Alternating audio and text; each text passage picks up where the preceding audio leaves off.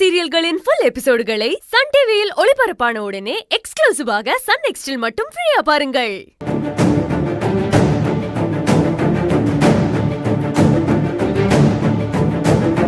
Sir, எனக்கு சொத்து இருக்குன்னு நீங்க சொன்னத இப்ப வரைக்கும் என்னால நம்ப முடியல சார். என்ன வளர்த்த அப்பாக்கு அவ்வளவு சொத்து இருக்கா? ஆமாமா, ஏகப்பட்ட சொத்து இருக்கு. அது எல்லாமே இப்போ உன் பேர்ல தான் இருக்கு. உன் அப்பாவும் நானும் சின்ன வயசுல இருந்தே நண்பர்களா இருந்தோம். உன்னை அவர் தான் எடுத்துட்டு வந்து வளர்த்தாரு. இவ தொலைஞ்சு போன விஷயத்தை பத்தி பேசுறாரு. சிறுவாரூர் கோயில்ல இவ தொலைஞ்சு போன விஷயத்த சொன்னாருன்னா சுகன்யாவோட பொண்ணுன்னு தெரிஞ்சிருமே. அவருக்கு நிறைய சொத்து இருந்தோம், குழந்தை இல்லைங்கிறதுனால உன்னை ரொம்ப பாசமா வளர்த்தாருமா. கொஞ்ச நாள்ல உன் பேர்ல எல்லா சொத்தையும் எழுதி வச்சிட்டாரு. ஆக்சிடென்ட்ல அவர் இறந்ததுக்கு அப்புறம் உன்னை எங்கெல்லாமோ தேடணும், நீ கிடைக்கல.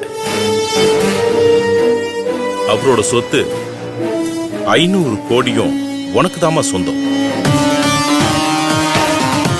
இது வரைக்கும் உனக்கு எந்த சொத்துமே இல்லாம இருந்துச்சுல, இனிமே நீ பெரிய சொத்துக்காரிமா. அது மட்டும் இல்ல, இனிமேதான் நீ ரொம்ப உஷாரா இருக்கணும். யார் எப்ப சொத்துக்காக ஆசைப்பட்டு என்ன பண்ணுவாங்கன்னே தெரியாது. கூட இருக்கிறவங்களும், ஏன் பெத்த பிள்ளைங்களுமே அடுத்தவங்க சொத்துக்காக பெத்த அப்பனவே கொல்ல பாக்குற காலத்துல இப்ப இருந்துகிட்டு இருக்கோம்.